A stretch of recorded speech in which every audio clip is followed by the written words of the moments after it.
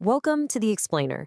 Today, we're diving into a plan that is so ambitious it could literally redraw the map of one of the world's most historic cities. So let's kick things off with a really provocative idea, something that sounds, well, almost impossible. It's a future for Istanbul that I bet you've probably never even considered. I mean, seriously, could Europe's biggest city, a city that famously spans two whole continents, could it actually become an island? It sounds like something out of a sci-fi movie, doesn't it? But believe it or not, there is a very real plan in motion to make this happen. The big question is, how on earth do you turn a peninsula into an island? Well, to get our heads around that, we've got to look at Istanbul's incredibly unique geography. And specifically, we need to talk about its most famous feature, the Bosphorus Strait.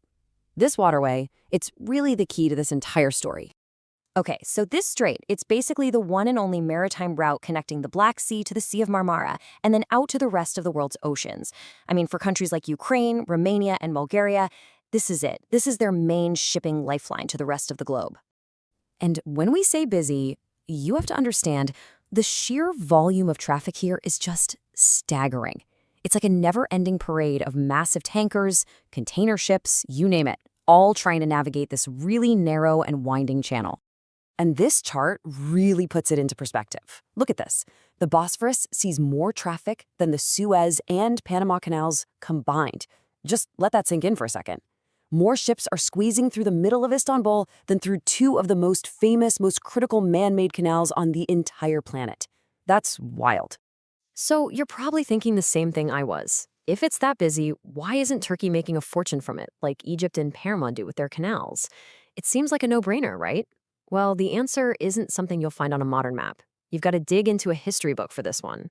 And that brings us to an old treaty's rules. We're talking about an agreement from 1936 that pretty much set the destiny for this waterway and explains exactly why Turkey's hands are tied when it comes to making money here. Okay, so let's go back in time. It's 1936. Turkey signs this major international treaty, and it basically changes everything. Now, the main point of the deal was actually about regulating military access to the Black Sea, but it had this massive consequence for commercial shipping. And here's the kicker. This treaty, the Montreux Convention, guarantees free passage for all commercial ships.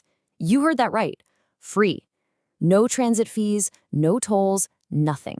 So all that insane traffic we just saw, Turkey can't charge a single penny for it. So what do you do when an old treaty is costing you potentially billions? Well, you come up with a plan to bypass it. And Turkey's plan is, well, it's a truly monumental feat of engineering. We're talking about a project that is just as bold as it is controversial. At the heart of this whole thing is a brand new 45-kilometer-long canal. 45 kilometers, that's about 28 miles. We're talking about moving an unbelievable amount of earth to carve an entirely new shipping lane right out of the land.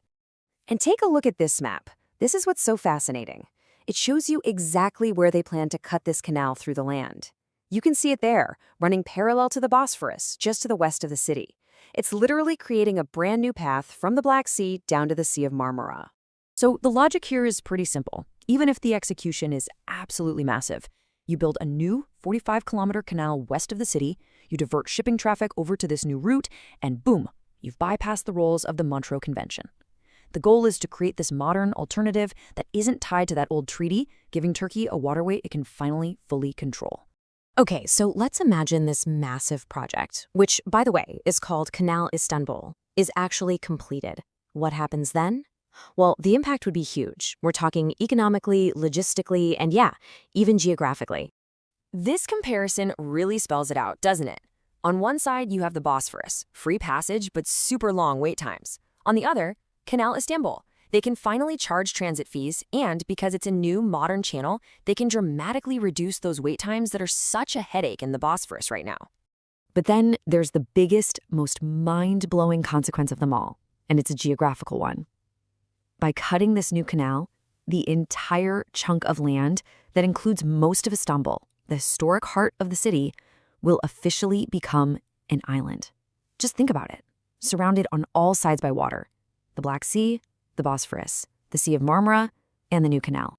So a city becomes an island, What changes next?